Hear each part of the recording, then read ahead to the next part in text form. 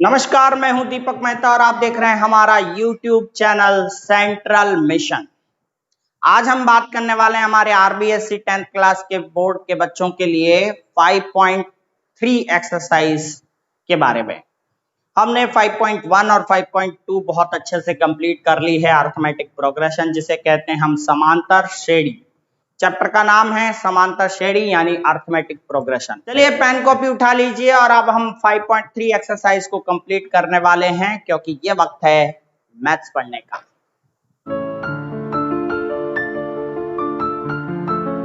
अब हम एक्सरसाइज 5.3 में पढ़ेंगे समांतर श्रेणी जो हमें दे रखी होती है उसके सभी टर्म्स का योग, सभी पदों का योग करना हम सीखेंगे।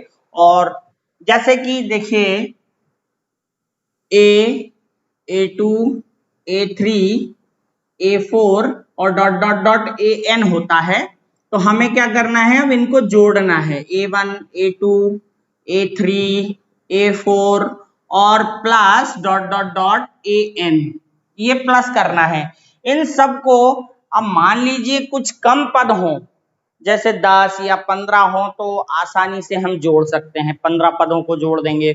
लेकिन बहुत ज्यादा पद हो तो हम कहां तक जोड़ेंगे? जैसे 1000 पदों का योग निकालना हो, 100 टर्म्स का सम निकालना हो, 100 पदों का योग निकालना हो, तो हम उनका योग किस तरह से करें? तो उनका योग करने का तरीका होता है, उसके लिए मैं आपको एक फॉर्मूला बता रहा हूं। फॉर्मूला है, अच्छा योग, इनके योग को हम SN से व्यक्त करते हैं। SN, S मीन्स सम और n टर्म का सम।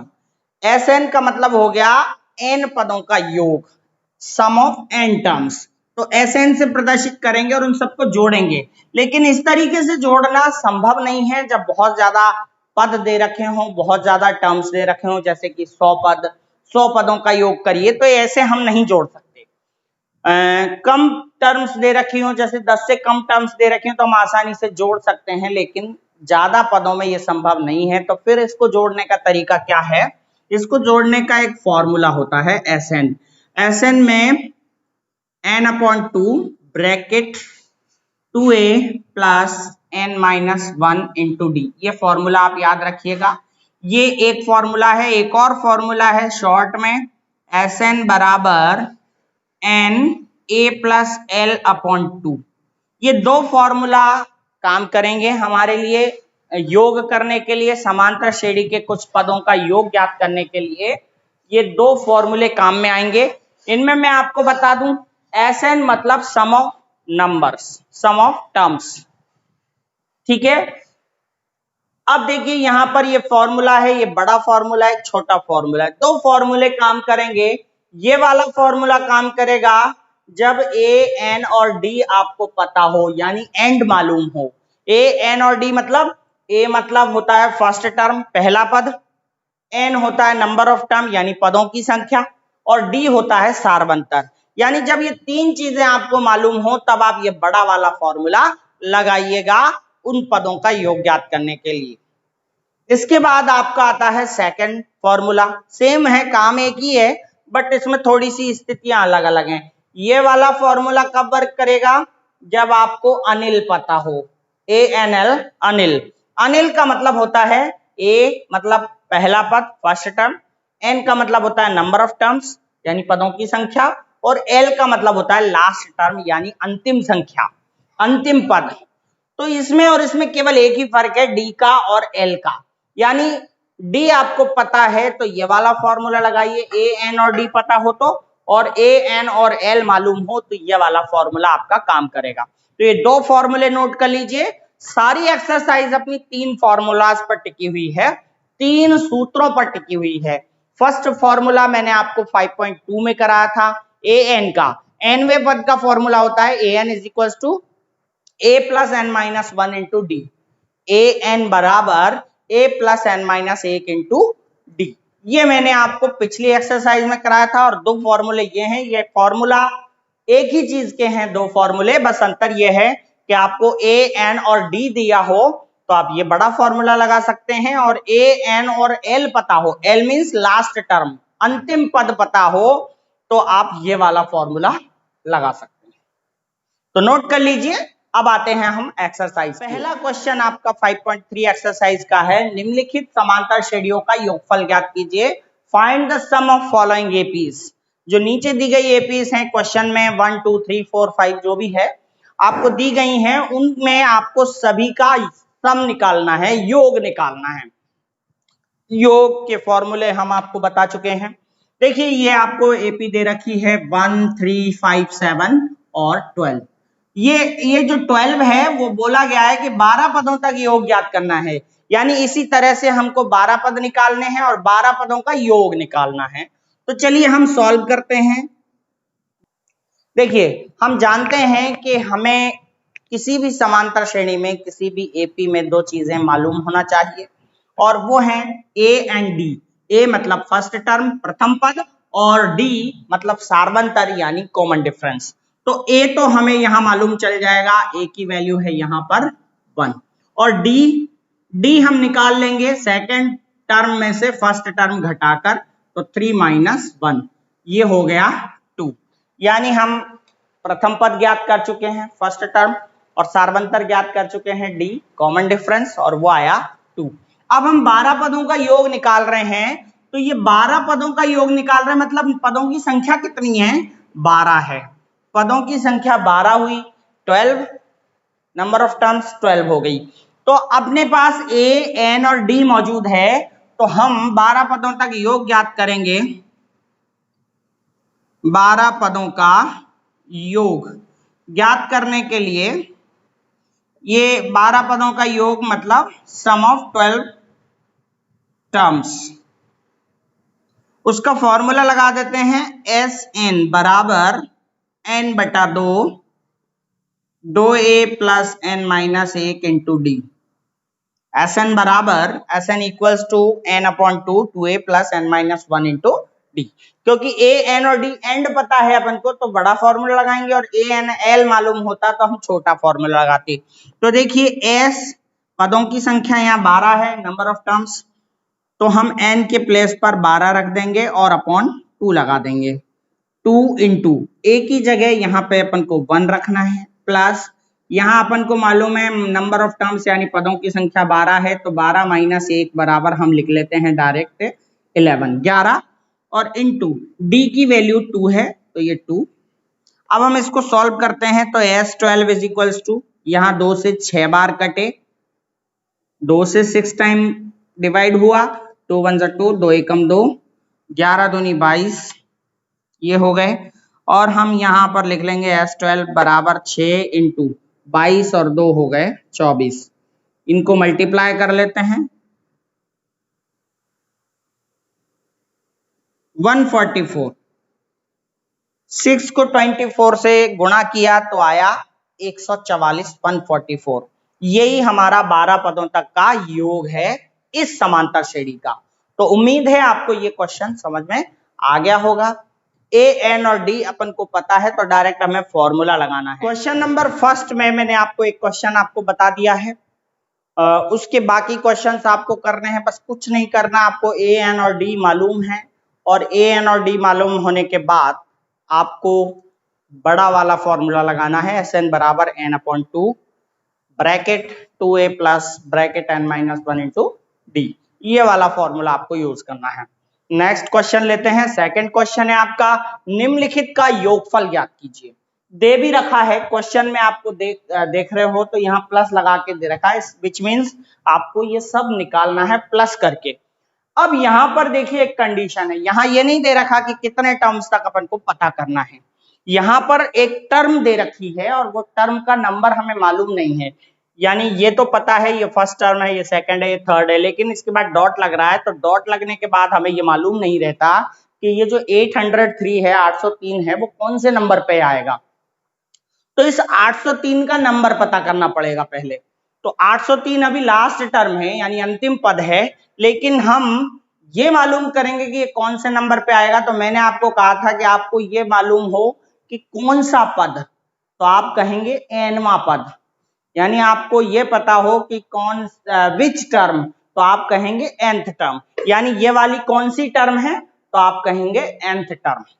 तो पहले हम निकाल लेते हैं। सबसे पहले जैसा कि हम क्वेश्चन में हर क्वेश्चन में करते हैं, एपी दे रखी हो तो आप ए और डी निकाल लीजिए। तो ए की वैल्यू है 3 और डी की वैल्यू हो जाएगी, सेकेंड टर्म में से फर्स्ट टर्म माइनस करनी है, दूसरे पद में से पहला पद, तो 11 - 3 = 8 आ गया है। अब ये जो नंबर है वो हमें मालूम नहीं है 803 कौन से नंबर पे आता है, तो हम लिख लेंगे माना an = 803। ये an जो लास्ट टर्म भी है, an को हम लास्ट यानी l बराबर भी बोल सकते हैं, लेकिन अभी हम an कहेंगे। तो an का फॉर्मूला लगा देंगे जिससे हमें n की वैल्यू पता चल जाए। तो an का फॉर्मूला क्या है, पिछली एक्सरसाइज में हमने पढ़ा था a + n - 1 × d बराबर 803। a की जगह हम रख देते हैं 3 + n - 1, तो n की वैल्यू तो पता करनी है -1, d की वैल्यू आपके पास है 803 बराबर में है।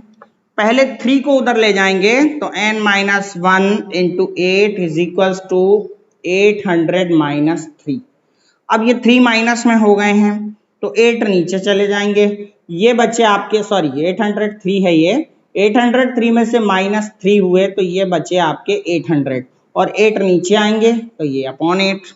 n - 1 × 8 से डिवाइड कीजिए, जा रहा है 100 बार भाग, 100 टाइम जा रहा है।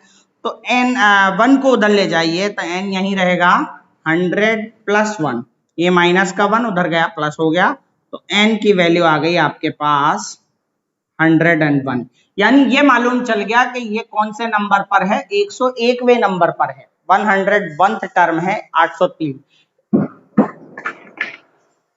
तो देखिए अब हमारे पास a है, d है और n भी है, तो एंड हमारे पास है, तो हम अब इन सब का सम यानी योग कर सकते हैं। देखिए अतः Sn बराबर n/2 2a + n - 1 × d, ये फॉर्मूला हम लगा देंगे क्योंकि हमारे पास a, n और d की वैल्यू है। तो n की वैल्यू यहां पर हो गई 101, 101/2 जैसा कि यहां आया था।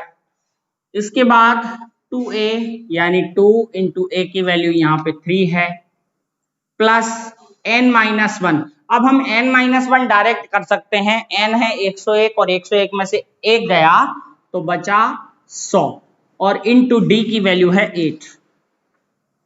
तो इसको सॉल्व, ये कट नहीं रहा है तो अपन इसको ऐसा कैसा ही लिख देंगे 101/2 और ये हो गए 6, 3 दूनी 6, 3 × 2 = 6 और 100 × 8 = 800, 800।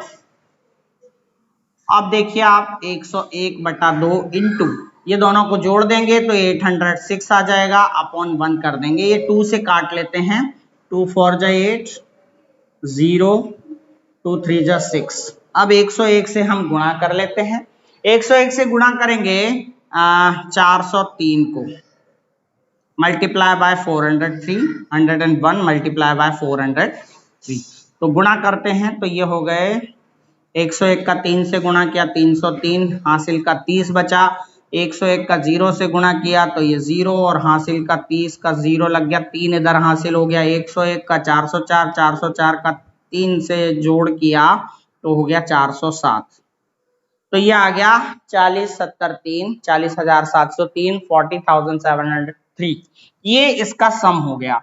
तो ये भी बहुत आसान है, आपको प्लस लगा के दिया है और लास्ट में भी प्लस लग रहा है, इसका मतलब ये कोई टर्म है, ये पता करना है पहले कि कौन से नंबर पे आती है, ये पद कौन से नंबर पर आएगा। तो हमने कह दिया कि ये nवें नंबर पर आएगा, यानी nth टर्म है, nवां पद है, तो हमने nवें पद को बराबर 803 करके इसको सॉल्व कर लिया, तो n की वैल्यू हमारे पास 101 यानी 101 आई और अब हमारे पास a, n और d मौजूद है, अतः हम इस फॉर्मूले में इसका उपयोग कर सकते हैं और सम निकाल सकते हैं, योग निकाल सकते हैं 40,703। इसके जो क्वेश्चंस हैं, शेष जो रिमेनिंग क्वेश्चंस हैं आप सॉल्व करेंगे। अब इसके बाद मैं चलता हूं क्वेश्चन नंबर 3 पे। क्वेश्चन नंबर 3 है, पदों की संख्या ज्ञात कीजिए, find the number of terms एक समांतर श्रेणी यानी एपी दे रखी है, उस एपी के कितने पद लिए जाएं कि योग 636 यानी 636 हो। How many terms of AP 9, 17, 25 must be taken to give the sum of 636। 636 योग निकालने के लिए, 636 सम करने के लिए इसके कितने पद लिए जाएं। देखिए, तो इससे यह पता चलता है कि इस एपी दे रखी है, तो एपी दे रखी हो तो हम दो चीजें तो पता कर सकते हैं, ए और डी। तो चलिए, एपी दे रखी है तो हम दो चीजें पता करते हैं, ए और डी। एपी में यहां पर ए की वैल्यू तो हो जाएगी 9 और डी की वैल्यू हम सेकंड में से फर्स्ट माइनस करेंगे तो 17 माइनस 9 इज इक्वल टू हो गया 8। 17 माइनस 9 बराबर 8। ए और डी पता है। और तीसरी चीज हमें क्या मालूम है, सम यानी एसएन। योग मतलब एसएन पता है और एसएन को हम 636 लिख लेते हैं। योग कितना दे रखा है आपको, 636 सम। तो ये तीन चीजें मालूम है। आप पूछा है कितने पद लिए जाएं, तो एन निकालने के लिए हम वैसे ए एन का प्रयोग करते थे, लेकिन यहां पर कोई nth टर्म नहीं है।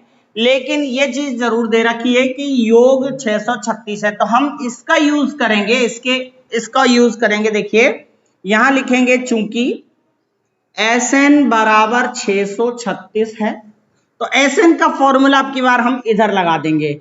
Sn का formula n/2 2a plus n minus 1 into D बराबर 636।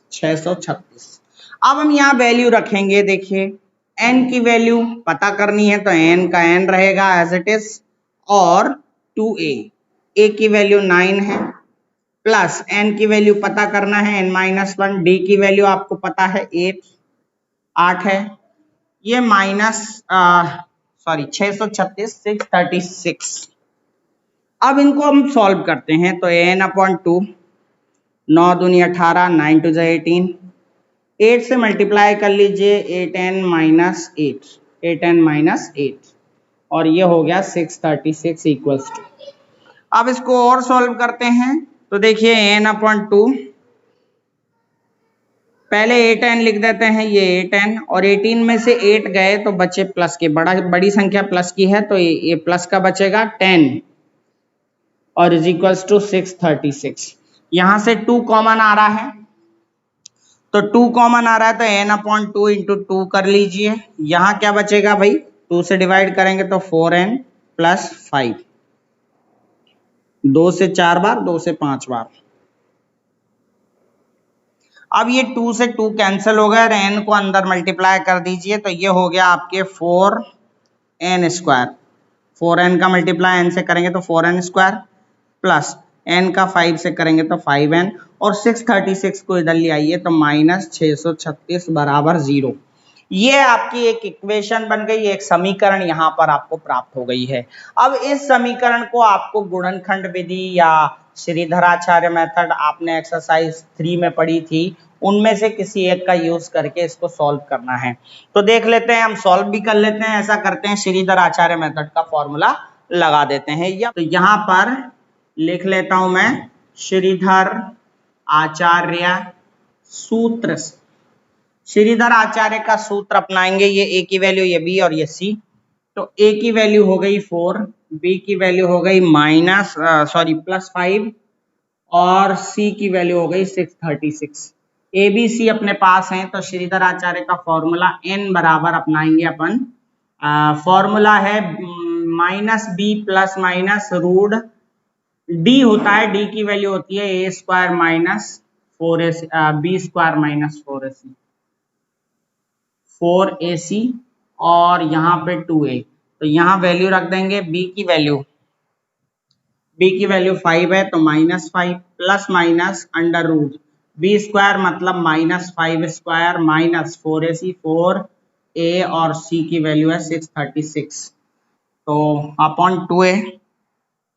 हाँ, 2 इंटू a की वैल्यू है 4, तो n बराबर -5 प्लस माइनस अंडर रूट, ये हो गया 5 का स्क्वायर 25 माइनस, अच्छा ये जो 636 है वो माइनस में है, तो यहाँ अपन माइनस 636 लिखेंगे, तो ये माइनस माइनस हो जाएगा प्लस। 4 चौका 16, 16 छक्का 96, 96, 16 6 96 हासिल 9, 16 48 और 9 57 हासिल का 5, 16 छक्का 96 और 5 101, 101। ये आ गया 16 6 जा 96 कैरी 9, 16 3 जा 48 and 9 57 कैरी 5, 16 6 जा 96 और 5 101, ये हो गया 101। अब इसके बाद यहाँ पर 4 दूनी 8, 4 2 जा 8, तो n की वैल्यू यहाँ पे -5 प्लस माइनस, अब हम ये 25 इसमें जोड़ देंगे तो ये हो जाएगा 5 6 5 11 7 2 9 10 और ये 1 1 2 0 1 10201, ये आया 10201 बटा 8। अब हमें स्क्वायर रूट निकालना पड़ेगा 10201 का, तो मैंने आपको वर्गमूल निकालने की वैदिक विधि बता रखी है। 10201 इसका वर्गमूल निकालेंगे तो पीछे से जोड़े बनाएंगे, पीछे से पेयर बनाएंगे और एक बच गया तो हम उसको किसी ऐसी संख्या से डिवाइड करेंगे जिसका भाग देना हो उतनी ही बार जाए, तो यहाँ 1 को 1 से ही डिवाइड कर सकते हैं, 1 1 जा 1, एक एकम 1 और ये बचा 0, उतार लिया 0 2 और ये वाला 1 हम यहाँ जोड़ देंगे, हो गया 2। तो यहाँ भी 1 से भाग नहीं जा रहा है, एक बार भी नहीं जा रहा है, तो 0 से लिख देंगे, तो 0 से यहाँ 0 0 हो गया, ये हो गया 2, फिर पूरा पेयर उतार लेंगे और यहाँ पे 0 ऐड करेंगे तो ये 20 हो गया। अब ये 1 लगा करके हम 1 से गुणा कर लेते हैं, तो इस तरह से हमारा स्क्वायर रूट आया 101। -5 प्लस माइनस, तो इसका स्क्वायर रूट यानी वर्गमूल आया 101 बटा 8। अब यहाँ पर हमें एक बार प्लस चिन्ह से और एक बार माइनस चिन्ह से इसे सॉल्व करना है। तो देखिए इसको हम एक बार प्लस चिन्ह लेकर करेंगे, प्लस चिन्ह से by positive sign, positive sign लेंगे तो n बराबर -5 प्लस 101 बटा 8 हो जाएगा। -5 प्लस 101 अपॉन 8, तो इसको सॉल्व करते हैं तो 101 में 5 गए 96 बचते हैं और 12 8 96, यानी कि 12 बार भाग जा रहा है। एक बार नेगेटिव चिन्ह लेते हैं तो n बराबर नेगेटिव चिन्ह से, नेगेटिव साइन से, तो n is equal to -5 minus 101 upon 8 minus 106 upon 8 हो गया है। नेगेटिव आ गया है, अगर उत्तर माइनस में आ रहा है तो ये निरस्त हो जाएगा, निरस्त मतलब कैंसल्ड, क्योंकि n की वैल्यू कभी भी नकारात्मक यानी नेगेटिव नहीं होती है, n का मान कभी भी नेगेटिव नहीं आना चाहिए। तो कौन सा मान एक्सेप्टेबल है, ये वाला। तो यहां पर पदों की संख्या आ गई, पदों की संख्या n बराबर 12, ये हमारा आंसर हुआ, पदों की संख्या 12 आ गई।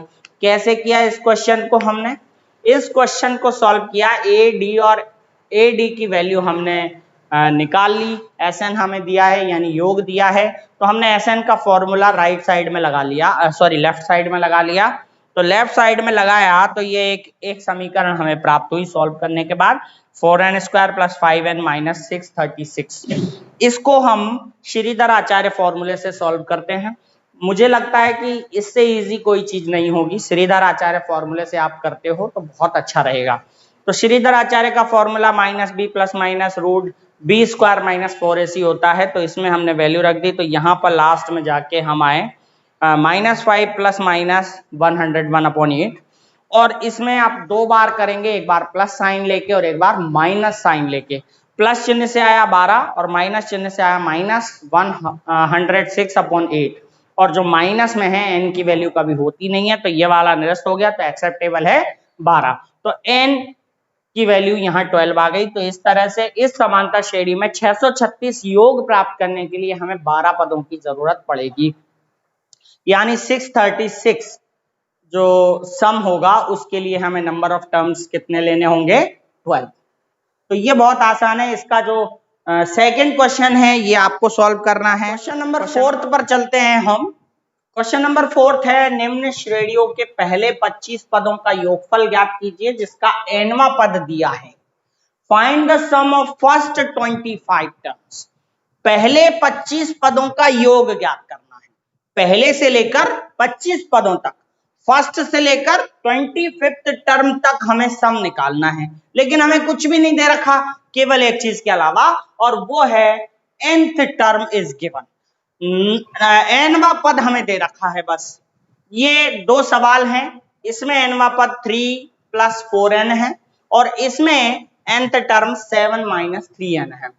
तो ये दोनों दे रखी हैं, ये nवें पद हैं, इसके अलावा हमें कुछ भी नहीं दे रखा है। और कहा है कि सबसे पहले पद से लेके 25वें पद तक, फर्स्ट टर्म से लेके 25 टर्म तक सम निकालिए।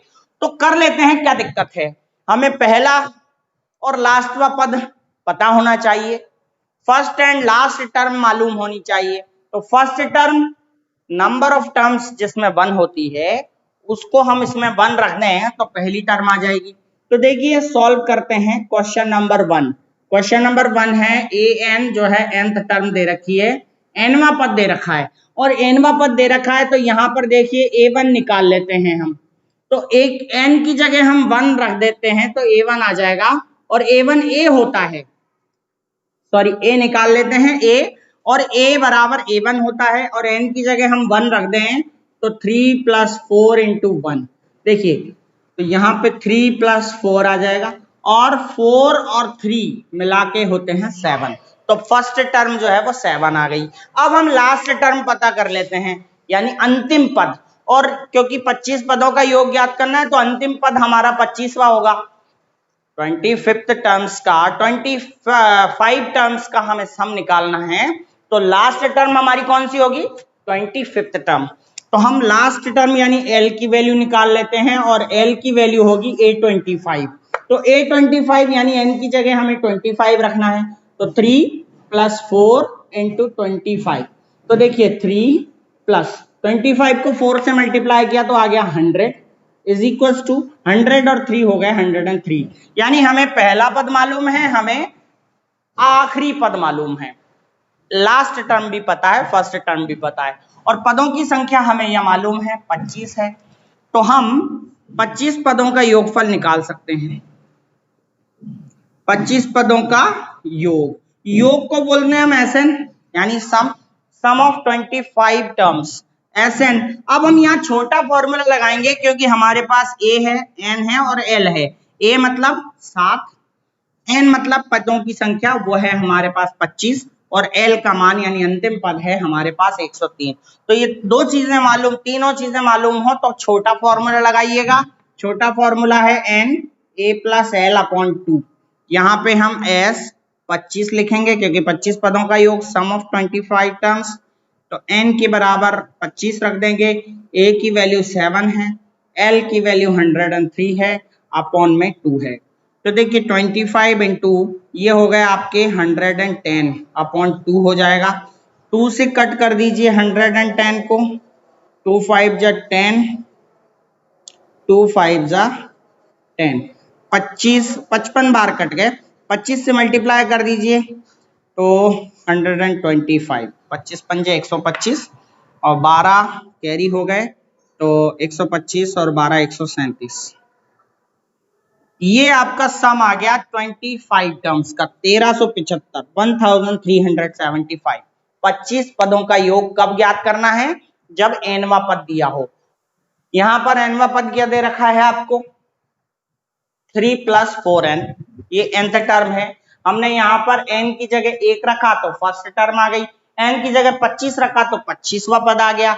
जब पहला और 25वां पद पता है तो हम योग ज्ञात कर सकते हैं 25 पदों का।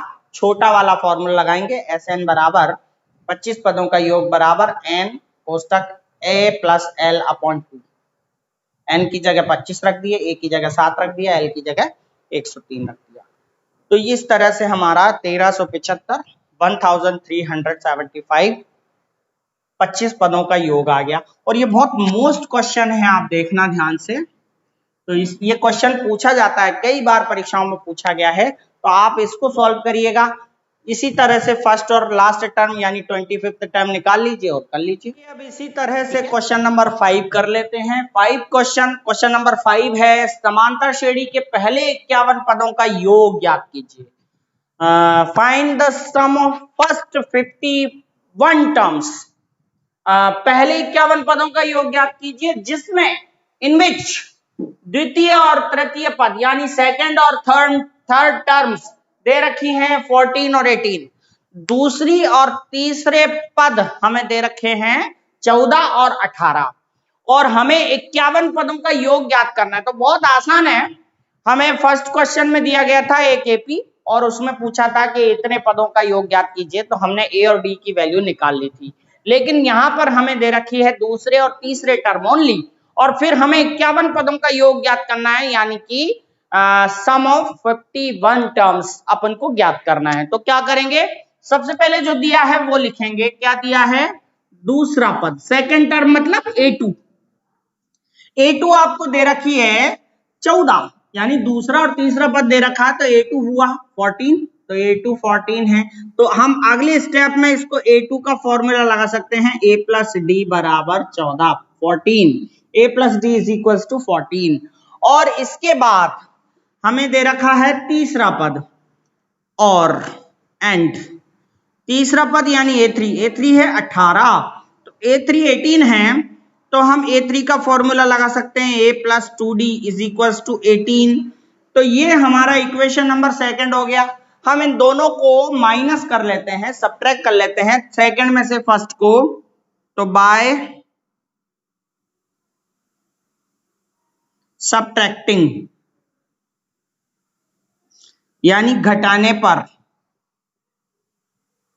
समीकरण 1 और 2 को घटा लेते हैं तो A plus 2D is equal to 18 और A plus D is equal to 14। घटाएंगे minus minus minus, sign change करते हैं घटाने में तो कर दिए। A से A कैंसिल हो गया, 2D में से 1D गए तो 1D बचे और यहाँ 4 बचे यानी D की वैल्यू आपके 4 आ गई। D की वैल्यू 4 आ गई है तो हम A की वैल्यू निकाल लेते हैं यानी फर्स्ट टर्म और निकाल लें जिसमें हमें 51 पदों का योग आ जाएगा। तो देखिए D की वैल्यू, ये जो वैल्यू आई है वो दोनों समीकरणों में से किसी एक में रख दीजिए। फर्स्ट में रख देते हैं तो यह मान समीकरण फर्स्ट में रखने पर by putting this value in equation number first, आपको ये लिखना है इंग्लिश मीडियम वालों को, by putting this value in equation number 1। ये वैल्यू जो आई है वो हम इक्वेशन नंबर 1 यानी समीकरण नंबर 1 में रखते हैं। जो D का मान 4 आया है, D की वैल्यू जो 4 आई है वो हम इसमें रखते हैं। तो यहाँ पे A प्लस D की वैल्यू 4 आई तो हम यहाँ 4 लिखेंगे और बराबर 14 है, 14 है, 4 को उधर ले जाइए तो A बराबर 14, 4 प्लस के हैं उधर गए माइनस हो गए 4 और A बराबर आ गया यहाँ पर 10, 10, A का मान 10 आ गया, A आ गया, D आ गया और N हमको पता है, N की वैल्यू यानी पदों की संख्या मालूम है, नंबर ऑफ टर्म्स पता है क्योंकि 51 पदों का योग ज्ञात करना है तो पदों की संख्या निश्चित रूप से ऑब्वियसली 51 होगी। तो हम यहाँ पर, हमें यहाँ पर 3 चीजें पता है। देखिए A मालूम है 10, D आ गया 4 और N है हमारे पास 51। तो A, N और D जब मालूम हो तो बड़ा सूत्र लगा करके, बड़ा फॉर्मूला लगा करके हम इसका सम निकाल सकते हैं, योग निकाल सकते हैं। तो देखिए 51 पदों का योग ज्ञात करना है तो सूत्र लगाइए SN, SN है N/2, 2A plus N minus 1 into D। इसमें हम N की जगह 51 रखेंगे 51, ये 51/2, 2A, A की वैल्यू 10 है प्लस N माइनस 1 यानी 51 माइनस 1, 51 माइनस 1 यानी 50, 51 minus 1 is equal to 50 into D की वैल्यू हम रखेंगे 4, ये 4 रख दिया। हम सॉल्व कर लेते हैं 51/2 इंटू, देखिए 10 दूनी 20, 2 10 जा 20 प्लस और ये हो गए 200। इसको आगे और सॉल्व कर लेते हैं तो 51/2 इंटू ये हो गए 220, 2 से कट गए 110 बार, 110 से 51 का हम गुणा कर लें तो ये 1 0 तो 0 लगेगी, 11 से गुणा कर लें, 11 एकम 11, 11 1 जा 11, 11 5 55 और 1 56, 11 5 जा 55 और 1 1 56। तो ये 5610 इसका आंसर आ रहा है। हमारे 51 पदों का योग। The sum of first 51 term is 5610, 5610 51 पदों का योग। इसमें करना क्या था, दूसरा और तीसरा पद दे रखा था, तो हमने दूसरे पद का और तीसरे पद का फॉर्मूला बना करके समीकरण नंबर 1 और समीकरण नंबर 2 बना ली है। इक्वेशन नंबर 1 और इक्वेशन नंबर 2 दोनों को आपस में माइनस किया तो ए और डी की वैल्यू आ गई विलोपन विधि से। विलोपन विधि मतलब इलिमिनेशन मेथड। इस विधि से हमने उपयोग करके ए और डी की वैल्यू प्राप्त कर ली। ए और डी हमारे पास आ गई है, एन की वैल्यू पहले से है, 51 पदों का योग ज्ञात करना है तो 51 एन की वैल्यू है। फिर हम एस एन का फॉर्मूला लगाते हैं। It's so easy. तो आशा है आपको ये क्वेश्चन समझ में आ गया होगा। चलते हैं नेक्स्ट क्वेश्चन की तरफ। क्वेश्चन नंबर 6 में दे रखा है किसी समांतर श्रेणी में यानी कि कोई एपी में प्रथम और अंतिम पद दे रखे हैं, first and last term. First 17 है और अंतिम यानी कि 350 लास्ट टर्म। यदि सार्वंतर 9 है यानी कॉमन डिफरेंस 9 है तो समांतर श्रेणी के पदों की संख्या कितनी होगी, नंबर ऑफ टर्म्स कितनी होंगी, पदों की संख्या पूछी है कितनी होंगी तथा उनका योग क्या होगा, सम क्या होगा। तो देखिए दो चीजें दे रखी हैं, प्रथम और अंतिम पद यानी first and last term. The first and last term of an AP are 17 and 350। तो यहां पर आपको पहला पद दे रखा है, पहला पद, पहले पद को यानी फर्स्ट टर्म को हम ए से रिप्रेजेंट करते हैं तो ए क्या है 17 है, चलिए ए 17 हो गया। लास्ट टर्म यानी अंतिम पद, अंतिम पद को हम एल से भी प्रदर्शित करते हैं और ए एन से भी प्रदर्शित करते हैं। यानी हमें मालूम नहीं है ना लास्ट टर्म कौन से नंबर पे आ रही है, यानी कौन से नंबर पे इस श्रेणी का अंत होगा, एंड होगा, तो वो होगी ए एन और ए एन है 350। हम एल से भी रिप्रेजेंट करते हैं उसे और ए एन से भी रिप्रेजेंट करते हैं। अंतिम पद को हम लास्ट टर्म को ए एन से भी रिप्रेजेंट करते हैं और एल से भी रिप्रेजेंट करते हैं। तो हम पहले इसको nth टर्म मानते हैं और ये पता करते हैं कि इसमें नंबर ऑफ टर्म्स कितनी, यानी 350 जो है वो कौन से नंबर पे आता है। तो ए एन का फॉर्मूला लगाइएगा सबसे पहले। अच्छा यहां पर एक सार्वंतर भी दे रखा है डी, डी का मान उन्होंने दे रखा है, कॉमन डिफरेंस जो है वो दे रखा है आपको 9, ये कॉमन डिफरेंस 9 है। तो चलिए चूंकि ए एन की वैल्यू आपको 350 दे रखी है ना, तो इससे हम ये पता लगाएंगे कि जो 350 है 350 है वो कौन से नंबर पे आता है। तो हम ए एन का फॉर्मूला लगा देंगे, A plus N minus 1 into D is equals to 350। A की वैल्यू हमें दे ही रखी है 17, एन की वैल्यू पता करना है और डी की वैल्यू आपके यहाँ 9, ये 350 हो गया। 17 उधर ले जाइए, n minus 1 into 9 is equal to 350 minus 17 हो जाएगा। तो n माइनस 1, ये 9 अब नीचे आ जाएगा, घटा दीजिए 333 बचे और ये 9 नीचे आ जाएंगे। तो n minus 1 is equal to 9 से भाग लगा दीजिए, डिवाइड कर दीजिए 9 से, तो 9 या 27 बचे आपके 6, 9 63, 9 3 जा 27, 6 कैरी चला गया 63, 9 7 जा 63। इस तरह से 37 टाइम 37 बार भाग गया और अब ये 9 37 बार भाग गया है तो 1 को उधर ले जाइए, तो n इज इक्वल टू हो गया 37 प्लस 1 यानी 38। n की वैल्यू 38 आ गई। इसका मतलब है ये जो 350 है ना, जो लास्ट टर्म थी वो 38वें नंबर पर आ रही है, 38th नंबर पर आ रही है, यानी लास्ट टर्म 38 है।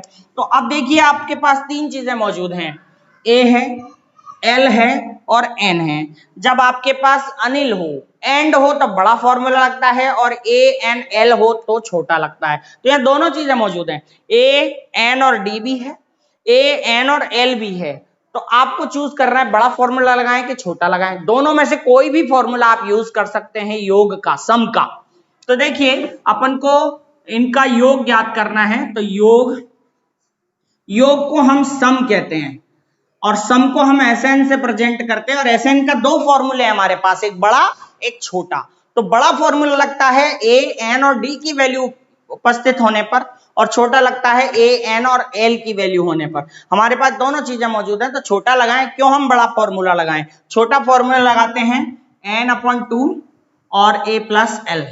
तो हम n की वैल्यू यहाँ पर, क्योंकि हमें मालूम चल गया है कि n 38 है, यानी 38 पदों की श्रृंखला है ये, तो 38/2 और ये a प्लस एल। a का मान है आपके पास 17 और अंतिम पद का मान यानी l है 350। तो देखिए 2 से 38 कटे 19 टाइम, 19 बार, और इन दोनों को जोड़ दीजिए तो ये होते हैं 367, 367 माइनस, आप मल्टीप्लाई कर लीजिए और मल्टीप्लाई करने के बाद जो आएगा वो आंसर में लिख दीजिए। तो दो चीजें पूछी गई थी इस क्वेश्चन में। एक तो पूछा गया था कि पदों की संख्या कितनी है, number of terms, find number of terms. तो पदों की संख्या आ गई, तो दो आंसर आपको लिखने हैं। n की वैल्यू आपके 38 आई और दूसरी Sn यानी योग, जो मल्टीप्लाई में आएगा वो आप यहां पर लिख दीजिएगा, ये Sn आ जाएगा। तो उम्मीद है कि ये वाला क्वेश्चन भी आपको समझ में आ गया होगा। क्वेश्चन है, पिछली एक्सरसाइज में हमने एक क्वेश्चन पढ़ा था कि हाउ मेनी 3 डिजिट्स नंबर, यानी 3 अंकों की कितनी संख्याएं हैं जो 7 से विभाज्य हैं, डिविजिबल बाय 7। ऐसा क्वेश्चन पढ़ा था, यानी हमने उसमें संख्याएं पता की थी कि 3 अंकों की ऐसी कितनी संख्या है जिनमें 7 का भाग जाता है। सेम टू सेम एक क्वेश्चन ये भी है कि 1 से 1000 के बीच 3 से भाग जाने वाली सभी विषम संख्याओं का योग ज्ञात करना है। उसमें क्वेश्चन को ऐड किया जा सकता है कि 3 अंकों की कितनी संख्याएं 7 से विभाजित हैं और उनका योग क्या होगा, यह भी पूछा जा सकता है उस क्वेश्चन में। और इस क्वेश्चन में ऐसी तरह से योग यानी सम पूछा गया है। तो उस क्वेश्चन में केवल संख्याएं पता करनी थी कि 7 से भाग जाने वाली कितनी संख्याएं हैं 3 अंकों की, लेकिन इसमें हमें संख्याएं तो पता करनी है, साथ में उनका सम करना है, योग करना है। कौन सी संख्याएं पता करनी है हमें? 1 से 1000 के बीच होनी चाहिए, 1 to 1000 के बिटवीन होनी चाहिए और 3 से भाग जाना चाहिए, यानी 3 से डिविजिबल हो। और एक चीज और है, वो संख्याएं विषम होनी चाहिए, विषम संख्याएं हो, 3 से भाग जाए और 1 से 1000 के बीच हो। विषम मतलब ओड संख्याएं हो। तो हमें 3 बातों का ध्यान रखना है। 1 से 1000 के बीच 3 से भाग जाने वाली विषम संख्याओं का योग ज्ञात करना है, यानी find the sum of all odd numbers divisible by 3 between 1 to 1000। तो हम देख लेते हैं, पहले तो सॉल्व करते हैं, हल करते हैं। तो 1 से 1000 के बीच सबसे पहली संख्या जो 3 से भाग चला जाए, 3 से डिविजिबल हो और ओड हो, तो ये बात का ध्यान हमें रखना है। तो सबसे पहली 1 से 1000 के बीच 3 से भाज्य विषम संख्याओं की सूची देखिए। The list of numbers between 1 to 1000 divisible by 3 and these are odd numbers. तो 1 से 1000 के बीच 3 से भाज्य विषम संख्याओं की सूची बनाए। तो सबसे पहली संख्या जिसमें 3 का भाग जाए वो कौन सी होती है? ऑब्वियसली 3। फिर इसके बाद 6 होती है, लेकिन 6 इवन नंबर है, यानी सम संख्या है, तो सम संख्या नहीं लेनी है, इवन नंबर नहीं लेना है। तो हमें 3 से भाग जाने वाली अगली विषम संख्या यानी अगली ओड नंबर क्या प्राप्त होगी? ऑब्वियसली 9। देखो, सबसे पहली विषम संख्या और 3 से भाज्य संख्या है 3। फिर इसके बाद दूसरी 3 से भाग जाने वाली संख्या 6 होती है, 6 होती है, बट वो सम संख्या है, सम हमें नहीं लेनी है, विषम लेनी है। तो फिर अगली संख्या आएगी 9। इसके बाद आती है 12, लेकिन 12 सम है, तो 12 के बाद आती है 15, तो 15 ले लेते हैं। इस तरह 3 संख्याएं तो आपको शुरू की लेनी है और एक लास्ट की संख्या ले लेनी है। तो चलिए 1000 तो सम संख्या है और इसमें 3 का भाग भी नहीं जाता, तो ये तो नहीं लेंगे, लास्ट में है। अब इससे पहले आता है 999 ओनली 999 आता है। तो 999 एक ओड नंबर यानी विषम संख्या भी है और 3 से भाग भी जा रहा है, यानी 3 से डिविजिबल भी है। तो एग्जैक्टली 999 एक संख्या हो सकती है, जो अंतिम संख्या हो सकती है 3 से भाग जाने वाली और एक विषम संख्या। यानी ओड नंबर, तो हम इसको लास्ट में लिख लेते हैं। तो ये हमें एक एपी प्राप्त हो गई है, एपी बन गई है, जिसमें हमें फर्स्ट टर्म प्राप्त हो गई है 3 और लास्ट टर्म यानी एन, nth टर्म भी बोलेंगे इसे क्योंकि हमें मालूम नहीं है 999 कौन से नंबर पे आता है, तो हम nth टर्म बोल देंगे। और इनमें पदों की संख्या अपन को पता नहीं है, तो सबसे पहले इसका फॉर्मूला लगा के हम n की वैल्यू निकालेंगे। तो A N is equal to 999, तो ए एन का फॉर्मूला लगा लेते हैं a plus N minus 1 into D. अच्छा डी और निकाल लेते हैं, सॉरी डी की वैल्यू है 9 minus 3 is equal to 6, D की वैल्यू 6 आ गई और इज इक्वल टू 999। ए की वैल्यू रख देते हैं यहाँ 3 plus N minus 1 into D की वैल्यू है 6 और ये 999। पहले 3 को उधर ले जाते हैं तो N minus 1 into 6 999 minus 3, n minus 1 6 नीचे आ जाएगा तो ये बचे 996 और ये 6, तो n माइनस 1 हो गया आपका 6 से डिवाइड करिए आप 1, 6 कम 6 यहाँ पे लिख लेते हैं 996, 6 से डिवाइड करते हैं ये आ गया 3 9 6 36 3 6 6 166, 166 बार भाग जाता है, 1 को उधर ले जाइए तो n is equal to 166 plus 1, तो n इज इक्वल टू हो गया 167, 167। यानी हमें ये पता चल गया कि यहां से यहां तक यानी 1000 से 999 तक, सॉरी 1 से 1000 तक 3 से भाग जाने वाली विषम संख्याएं यानी डिविजिबल बाय 3 ओड नंबर्स जो हैं वो हैं 167।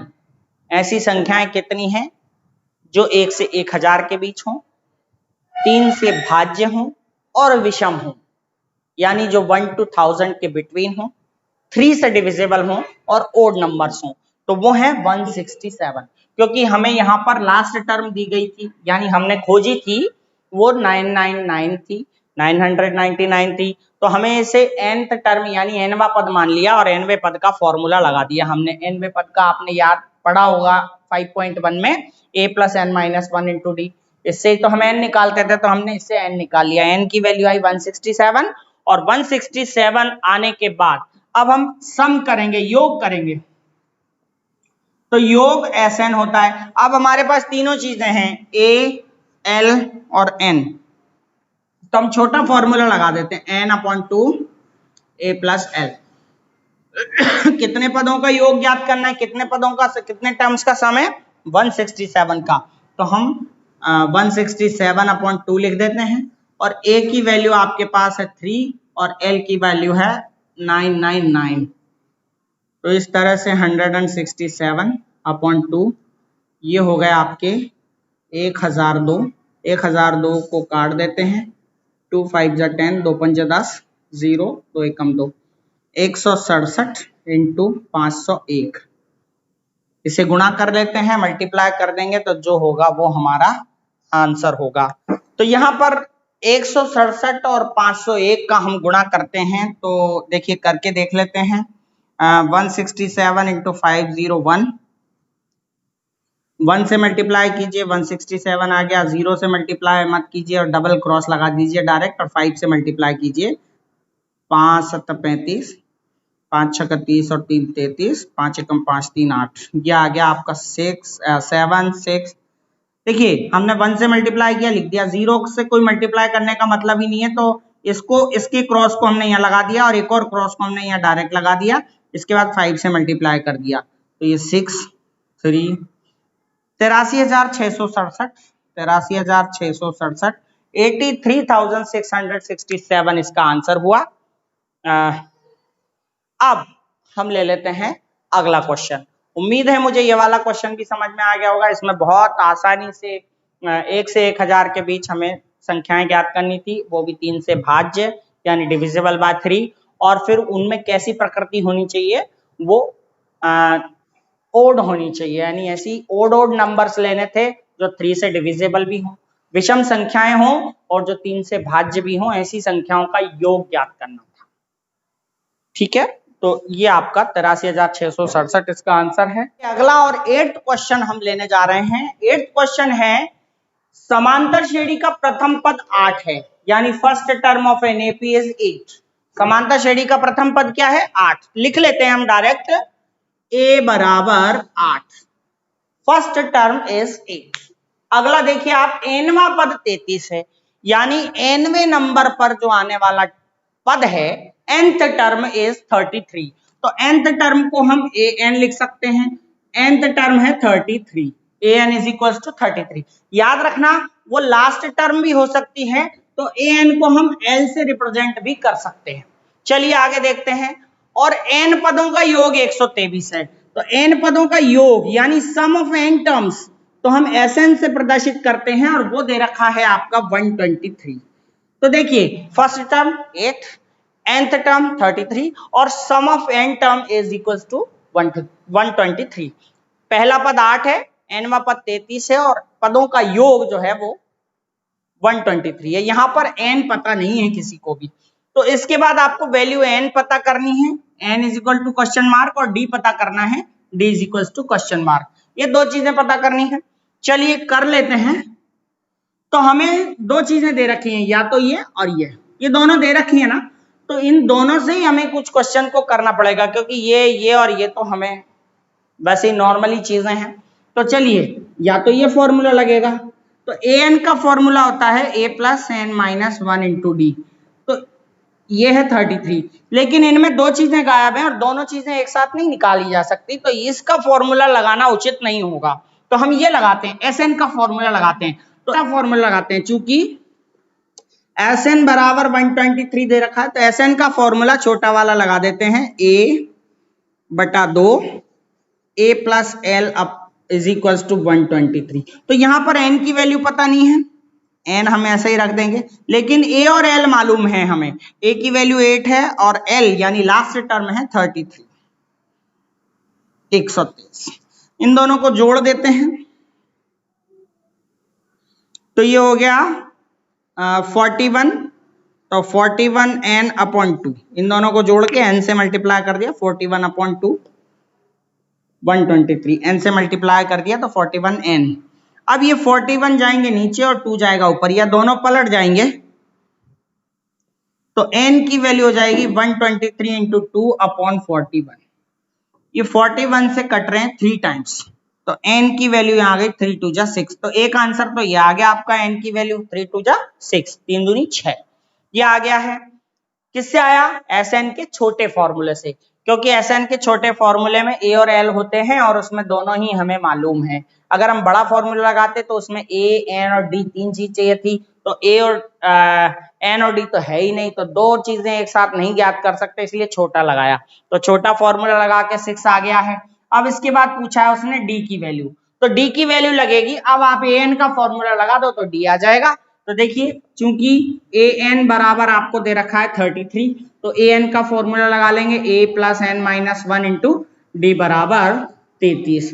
तो a की वैल्यू हमें मालूम है 8, n हमें पता चल गया है 6 है, तो 6 माइनस 1 इज इक्वल टू 5 हो जाएगा, और ये d इज इक्वल टू 33। 8 को उधर ले जाइए तो 5d is equal to 33 minus 8, 5d is equal to ये होगा 25, और 5 नीचे ले जाइए तो ये 25 अपॉन 5, तो d की वैल्यू आ गई 5। तो यहाँ दोनों चीजें हमारे पास आ गई, n की वैल्यू 6 और d की value 5। These are the answers. Question number 9 है, a sum of rupees 280 is to be used to give 4 cash prizes। 280 रुपए की राशि जो है वो 4 नगद पुरस्कारों के लिए रखी गई है।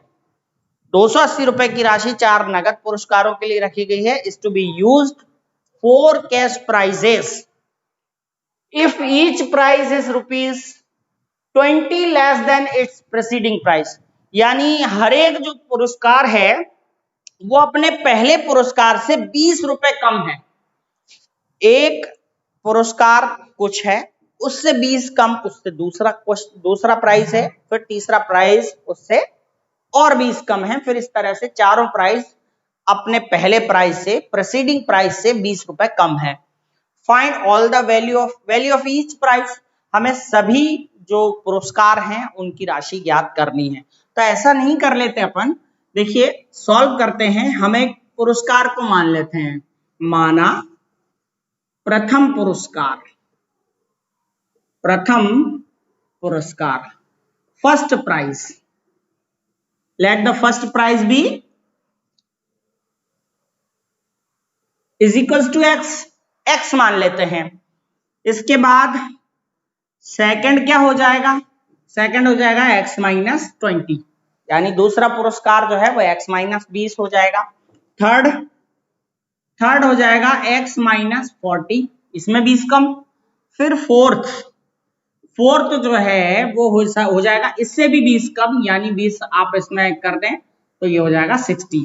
तो ये इसमें आप रुपीस जरूर लगाएं, यूनिट की बहुत वैल्यू होती है। ये हम पुरस्कार मान रहे हैं जो रुपए में है, तो रुपए इसकी यूनिट हुई, तो हम मतलब इकाई हुई, तो हम उसे लगाना ना भूलें। तो फर्स्ट प्राइज हमने x मान लिया, सेकंड प्राइज हमने उससे 20 कम मान लिया यानी x माइनस 20, और थर्ड प्राइज हमने उससे भी 20 कम मान लिया यानी x माइनस 40, और फोर्थ प्राइज हमने उससे भी 20 कम मान लिया यानी x माइनस 60। तो इस तरह चारों पुरस्कार हो गए। चारों पुरस्कारों का जो सम है यानी योग है वो 280 दे रखा है, क्योंकि 280 रुपए की राशि रखी गई है। तो हम ऐसा करते हैं,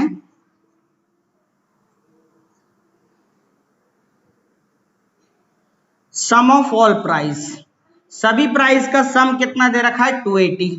तो ऐसा करें, हम चारों को जोड़ देते हैं। तो x plus x minus 20 plus x minus 40 plus x minus 60 और इज इक्वल टू 280 हो गया।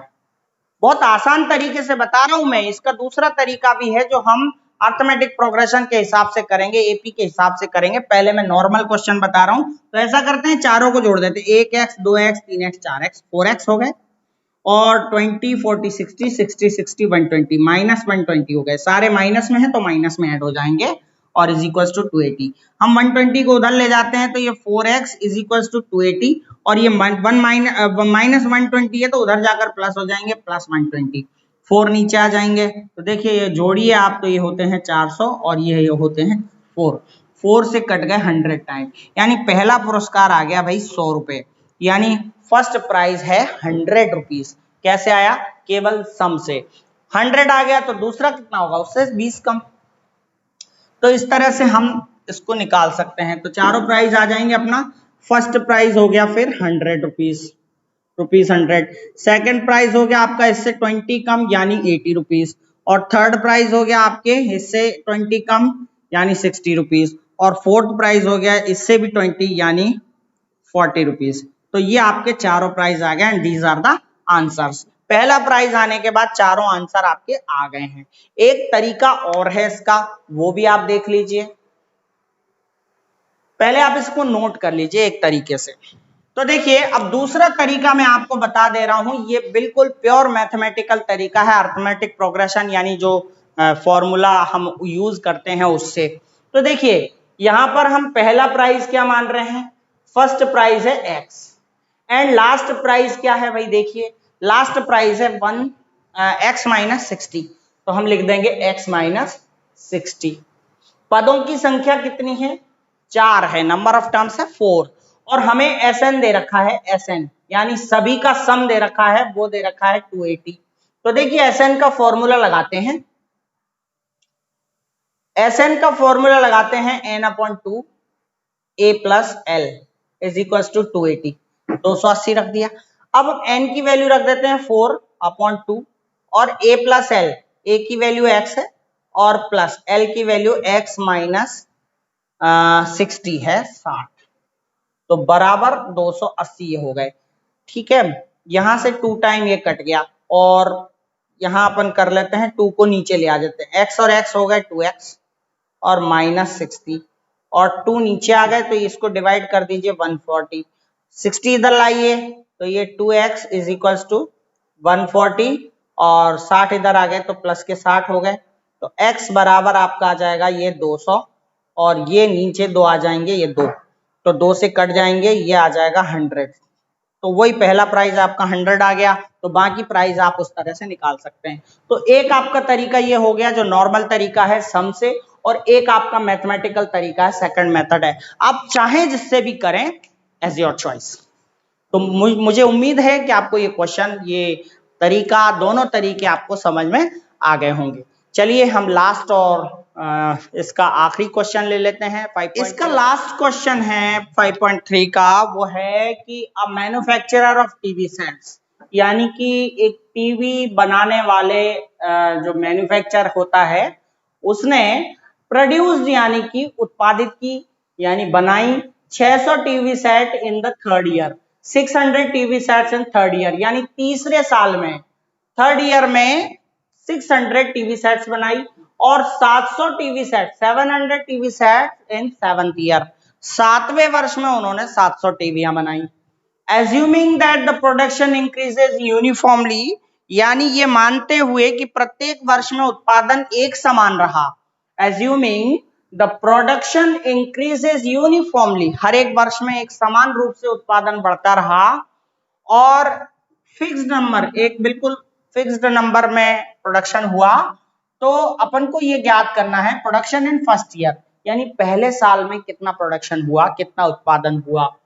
प्रोडक्शन इन 10th ईयर, 10वें साल में कितना प्रोडक्शन हुआ, और the total production of in 7 years, यानी 7 सालों में जितना भी प्रोडक्शन हुआ उन सब का सम निकालना है।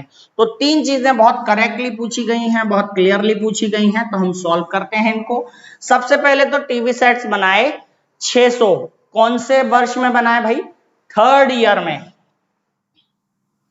एक मिनट, तीसरे वर्ष में, ठीक है, तीसरे वर्ष में बनाए हैं 600 टीवी। तो यहां पर A3 इज इक्वल टू हम 600 लिख सकते हैं, यानी A3 का फॉर्मूला A प्लस 2D लगा सकते हैं 600। ये हो गया हमारा इक्वेशन नंबर 1, यानी समीकरण नंबर 1। जब तीसरे वर्ष में उसने 600 टीवी बनाए हैं तो हम A3 इज इक्वल टू 600 लिख सकते हैं और A3 का फॉर्मूला लगा सकते हैं A प्लस 2D बराबर 600। चलिए अब इसके बाद चलते हैं 700 सेट्स इन सेवंथ ईयर, सातवें वर्ष ने उसने 700 टीवी बनाई, तो हम लिख सकते हैं और A7, यानी सातवें वर्ष में उसने बनाई 700 टीवी, तो A7 इज इक्वल टू 700। तो A7 का फॉर्मूला है A plus 6D is equal to 700। ये हो गई समीकरण नंबर 2, इक्वेशन नंबर 2 हो गई। इसमें से हम इसको घटा लेते हैं, तो लिखेंगे घटाने पर, घटाते हैं तो A plus 6D is equal to 700 by subtracting, और हम फर्स्ट को इससे माइनस कर देते हैं, ये हो गया आपका 600।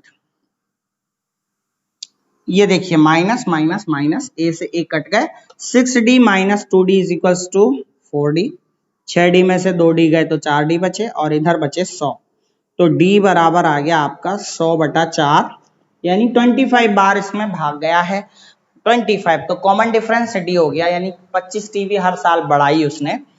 तो देखिए D आ गया, ये वैल्यू हम फर्स्ट इक्वेशन में रखते हैं, यह मान समीकरण नंबर 1 में रखने पर, by putting this value in equation number first. तो फर्स्ट इक्वेशन में हम D की वैल्यू रखते हैं, तो A प्लस 2 इंटू D की वैल्यू आई है 25 और इज इक्वल टू है 600, तो D की जगह पर हमने 25 रख दिया, तो A प्लस ये हो गए 50, तो 50 उधर ले गए तो 600 माइनस 50, तो ये हो गए 550। तो ये हमारा फर्स्ट क्वेश्चन का आंसर आ गया है। पूछा है प्रोडक्शन इन फर्स्ट ईयर, पहले साल में कितना प्रोडक्शन हुआ, और A की वैल्यू अगर 550 आई है तो A तो पहला वर्ष होगा, पहला पद होगा, तो हम लिख देते हैं प्रोडक्शन इन फर्स्ट ईयर, यानी पहले साल में उत्पादन। आपको हिंदी वालों को लिखना है उत्पादन प्रथम वर्ष में, प्रथम वर्ष में उत्पादन हुआ A बराबर 550, तो ये तो हमारा पहला आंसर हो गया। क्वेश्चन नंबर 2 पूछा है प्रोडक्शन इन 10th ईयर, यानी 10वें वर्ष में कितना उत्पादन हुआ, तो बहुत अच्छा हम करेंगे प्रोडक्शन इन 10th ईयर, 10वें वर्ष में उत्पादन, 10वें वर्ष में उत्पादन। तो 10th ईयर का मतलब है 10th टर्म, 10वां पद, तो 10वें पद का सूत्र क्या होता है भाई, 10वें पद का सूत्र होता है A प्लस 9D, तो यहां पर हम वैल्यू रख देंगे, A की वैल्यू आपके 550 आई और 9 इंटू D की वैल्यू है 25, तो हम जोड़ देते हैं इसको, पहले मल्टीप्लाई करेंगे तो ये हो गया 225 और 225 जोड़ दीजिए आप, तो ये 500, 200, 700, 775, 775 ये आंसर आ गया। ये टीवी सेट्स हैं तो हम टीवी लिख सकते हैं यहाँ पे, और 775 टीवी यहाँ भी लिख सकते हैं, यह भी टीवी हुआ। तीसरा क्वेश्चन है, देखिए दूसरा क्वेश्चन आ गया है कि 10वें वर्ष में प्रोडक्शन कितना था, 10वें वर्ष में उत्पादन कितना था, तो हमने A10 का फॉर्मूला लगा दिया। और क्वेश्चन पूछा है थर्ड पूछा है total production in 7th year, तो 7 years total production in 7 years, तो 7 कुल सालों में, यानी 7 पदों को जोड़ करके कितना प्रोडक्शन हुआ, टोटल प्रोडक्शन टीवी का कितना हुआ। तो यहां टोटल का मतलब हो गया SN, और SN का हम फॉर्मूला लगा लेते हैं N bracket A + L upon 2। तो देखिए यहां पर अब हमें टोटल प्रोडक्शन इन 7 ईयर्स पता करना है, इन 7 सालों में कितना प्रोडक्शन हुआ, तो हम ये वाला फॉर्मूला लगाएंगे, यानी सम का, योग का, 7 सालों में जितना भी प्रोडक्शन हुआ। तो देखिए n की वैल्यू तो यहाँ 7 सालों में पता करना है, तो पदों की संख्या 7 हो गई, यानी कि नंबर ऑफ टर्म 7 हो गई। इसके बाद हम a की वैल्यू, यानी प्रथम पद, यानी पहले साल में कितना प्रोडक्शन हुआ था, तो हमने फर्स्ट क्वेश्चन में ही a की वैल्यू निकाली 550, ये 550 प्लस यहां पे आएगा L, और L की वैल्यू क्या होगी भाई, L की वैल्यू होगी आपके, ये नहीं होगी सॉरी, L की वैल्यू होगी 7वें वर्ष में कितना प्रोडक्शन हुआ। देखिए 7th ईयर्स में 700 टीवी सेट उसने बनाई है, तो 7वें वर्ष की टीवियां यहां आ जाएंगी, L की वैल्यू ये होगी 7वें वर्ष की, ये L की वैल्यू भी होगी, ठीक है। और इसके बाद अपॉन 2, तो हम इसको ऐड कर देते हैं, 7 × ये हो गए 700, 500, 1250 और बटा 2, 2 से काट दीजिए, 2 छंग 12, 2 दूनी 4, 2 पंजे 10, 625 × 7, 625 × 7 यानी कि 4375 टीवी। तो ये 7 सालों में 4375 टीवी सेट्स का निर्माण हुआ कुल, एक पहले, दूसरे, तीसरे, चौथे, पांचवें, छठे और 7वें, टोटल सबको मिलाकर के 4375 टीवी सेट्स बनी। तो मुझे उम्मीद है कि आपको ये एक्सरसाइज बहुत अच्छे से समझ में आई होगी। 5.1, 5.2 और 5.3 ये हमने तीनों अलग अलग वीडियोस आपको दी हैं। तो हमारा प्रयास आपके लिए बहुत तरीके से रहता है कि हम आपको सबसे पहले चैप्टर, वीडियो शुरू करने से पहले चैप्टर के बारे में बताएं, और फिर इसके बाद आपको हर एक क्वेश्चन की जानकारी बहुत बारीकी से दें। हमने अपना प्रयास जारी रखा है, हम अपना प्रयास बहुत अच्छे से कर रहे हैं। अगर आपको हमारे प्रयासों में कुछ भी कमी लगती है या फिर आपको बहुत अच्छा भी लगता है, तो आप कमेंट बॉक्स में जाकर हमें कमेंट करके बताएं। अगर आपको बहुत अच्छा लगता है तो हमारा उत्साहवर्धन होगा, और अगर आपको थोड़ी कमी नजर आती है तो वो भी बताइए, ताकि हम इम्प्रूवमेंट कर सकें, सुधार कर सकें। आप यहाँ तक आए इसलिए आपका बहुत बहुत धन्यवाद। वीडियो को लाइक करके जरूर जाइएगा, और अगले वीडियो के लिए तैयार रहिएगा जो हम आगे के एक्सरसाइज की लेकर के आने वाले हैं। तब तक के लिए आपका बहुत बहुत धन्यवाद। आपका दिन, आपका वर्ष, आपका संपूर्ण जीवन शुभ हो।